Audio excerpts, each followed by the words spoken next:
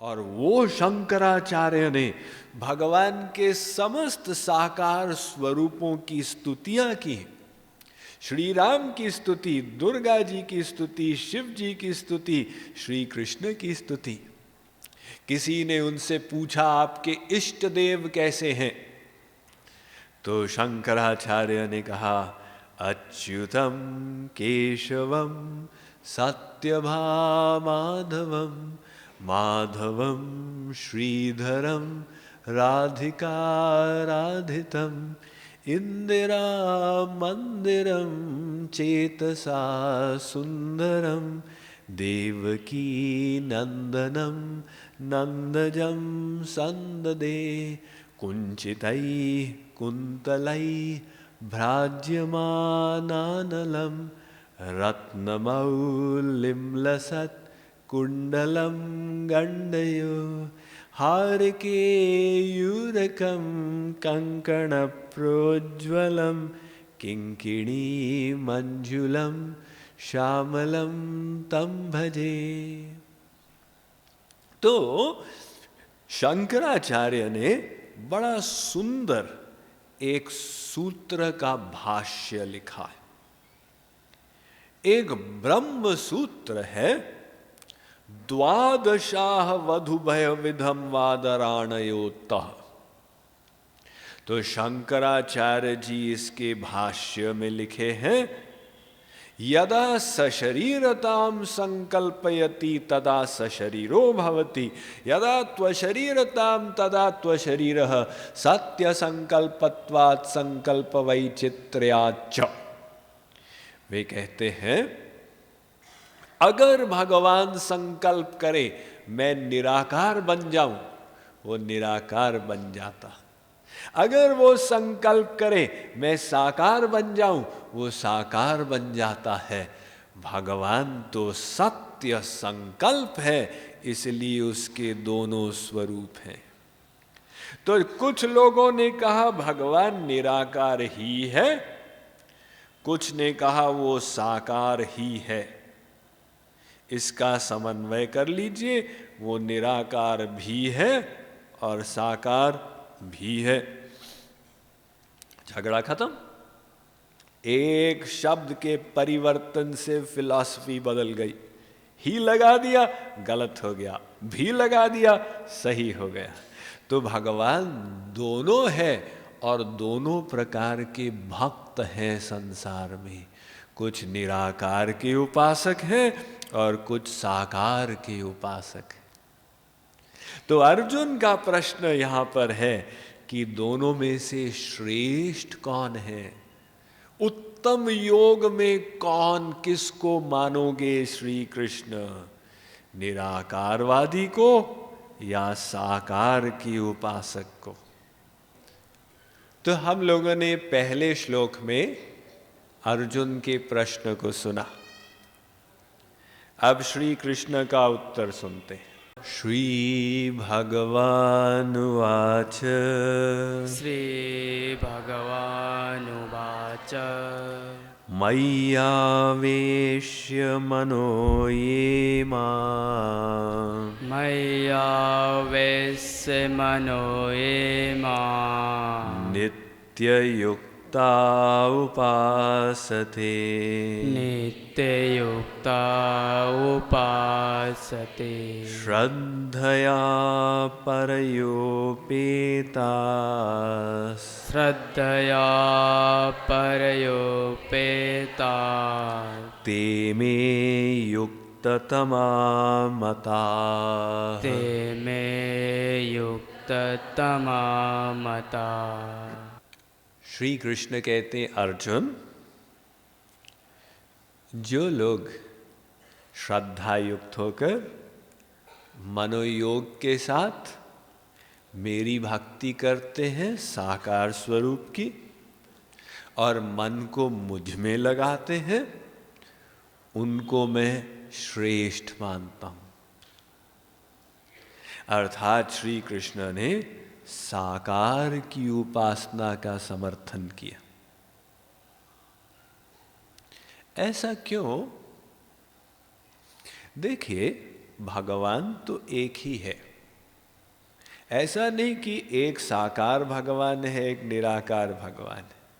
वो एक भगवान के दो स्वरूप हैं, किंतु रस अनुभूति में अंतर है। देखिए, यूं समझिए कि आप लोग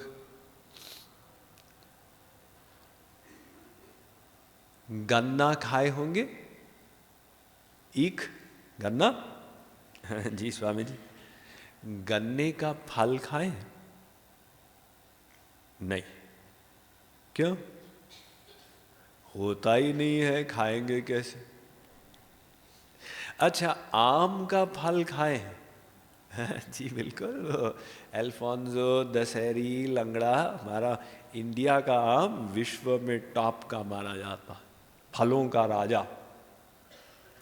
तो ठीक है, मान लो आप बैठ के आम के फल को खा रहे हो, आपके बगल में कोई बैठकर आम के पत्ते चूसने लगे, आप क्या कहेंगे? अली साहब, ये हाफ मैड नहीं, फुल मैड है, फल को छोड़ के पत्ते खा रहा। अच्छा, और आप समझदार हैं क्योंकि फल खा रहे हैं? जी मैं डबल एम में हूँ। अरे बहुत होशियार है।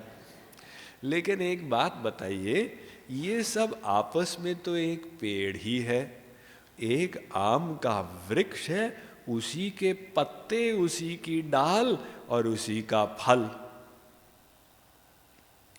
तो एक होते हुए भी डाल के रस से फल के रस में कितना अंतर आ गया कि फल के लिए आप कहते हैं बड़ा समझदार, पत्ते खाने लगे तो कहते हैं पागल। यद्यपि वो एक वृक्ष के ही पत्ते और फल है, ऐसे ही भगवान तो एक ही है। अब मान लो कि ईख पर भी फल लगता, शुगर केन, उस पर भी यदि फल लगता, वो कितना मीठा होता। जिसके डाल ही इतनी मीठी है, उसका फल की बात ही क्या करते। तो कुछ लोग कहते हैं पता नहीं ब्रह्मा जी गन्ने पर क्यों फल नहीं लगाए, कड़वे कड़वे वृक्षों पर तो मीठे मीठे फल लगा दिए, और जो इतना मीठा वृक्ष है उसको फलहीन कर दिया। तो कुछ लोग ब्रह्मा जी को गाली देते, वाह वाह बूढ़े ब्रह्मा, सृष्टि के सृजने में तूने तो निकाला निज बुद्धि का दिवाला है। वाह वाह धाता, तुझे आता न जाता कुछ, फिर भी विधाता बता कैसे कहलाता है। तो ये लोग ऐसे उलूल जुलूल उड़ाते हैं। लेकिन मान लो ब्रह्मा जी अगर ईख पर भी फल लगा देते हैं, वो कैसा मीठा होता। जो वैलक्षण्य गन्ने के डाल के रस से उसके फल के रस में होता, हाइपोथेटिकल केस, जो वैलक्षण्य डाल के रस से फल के रस में होता, वही वैलक्षण्य निराकार के आनंद से साकार के आनंद में है। वो भी मधुर है, ये मधुरतम है। अर्थात भगवान का जो निराकार रूप है उसका अनंत आनंद है, उसको कहते हैं ब्रह्मानंद। लेकिन भगवान का जो साकार स्वरूप है उसका आनंद भी अनंत है, उसको कहते हैं प्रेमानंद। अभी तो हम लोगों को न ब्रह्मानंद मिला है न प्रेमानंद मिला है, हमको तो केवल संसार का रसगुल्लानंद मिला है, श्रीखंड आनंद अभी मिला है। लेकिन हम लक्ष्य बना के आगे चलेंगे ना, तो हमें क्या लक्ष्य बनाना है, ब्रह्मानंद या प्रेमानंद? तो वो प्रेमानंद ब्रह्मानंद से भी मधुर है, ऐसी कोई बात।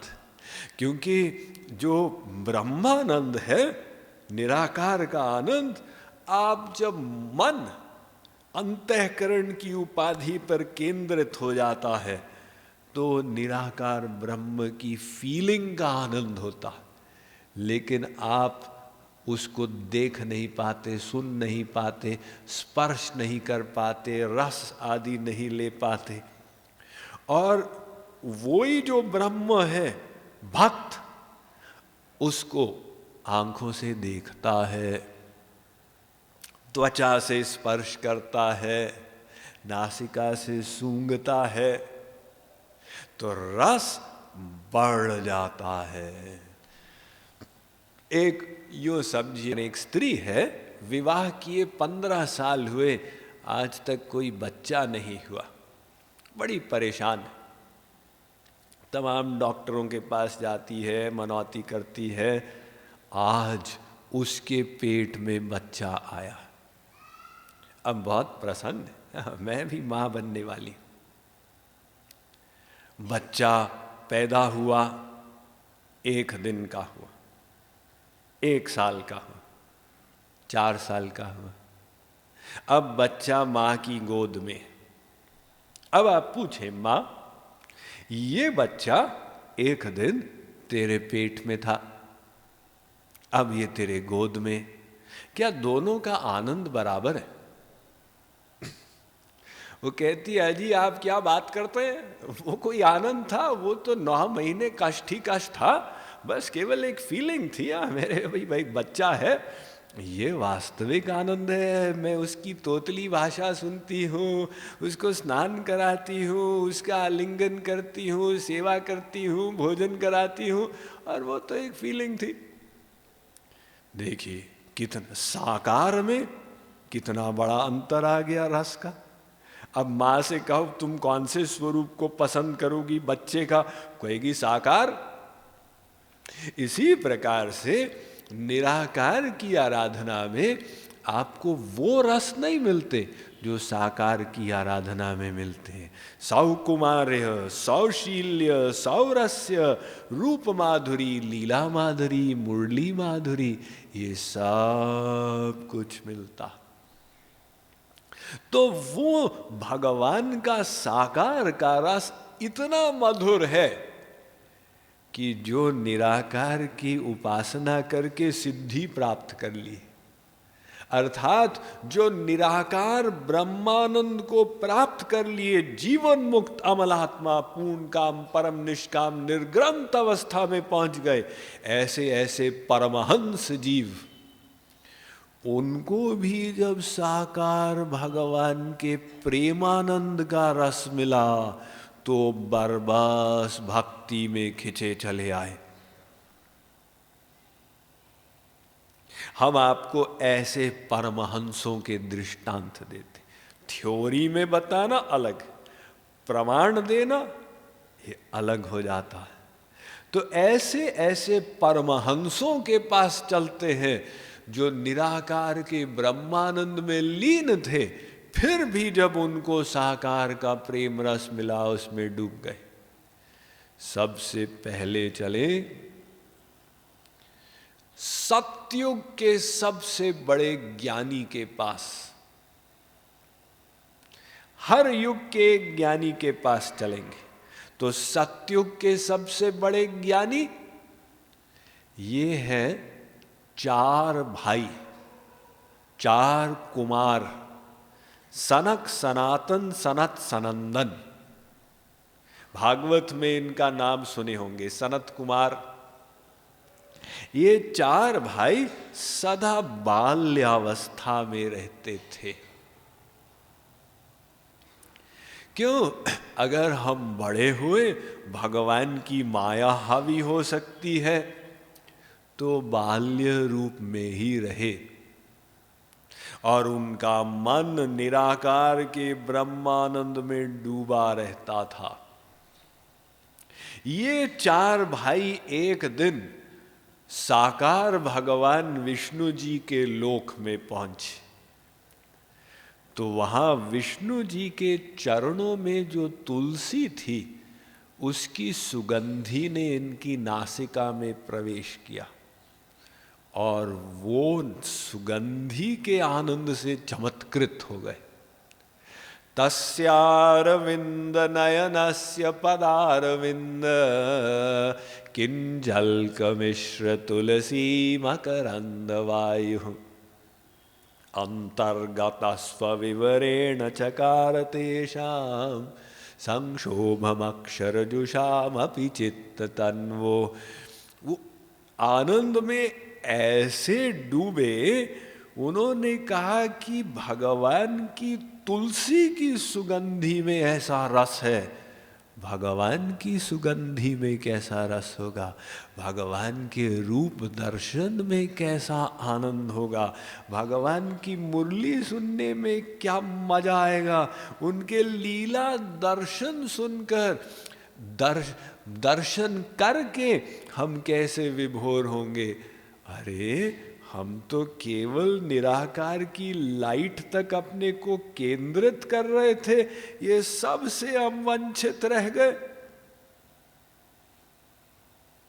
तो वो चार भाई भगवान से प्रार्थना की, कामं भवः स्ववृजिनैर्निरयेषु नस्या चेतोलिवद्यदिनुते पदयोरमेत। कहते महाराज आप हमको नरक में वास दे दीजिए। अरे इतने बड़े ज्ञानी नरक जाने को तैयार? हाँ महाराज, हम नरक जाने को तैयार हैं, लेकिन हमारी एक शर्त, अब हमारा मन भ्रमर के समान आपके चरणों के रस के मकरंद का मिलिंद बना रहे। अब हमको निराकार का ब्रह्मानंद नहीं चाहिए।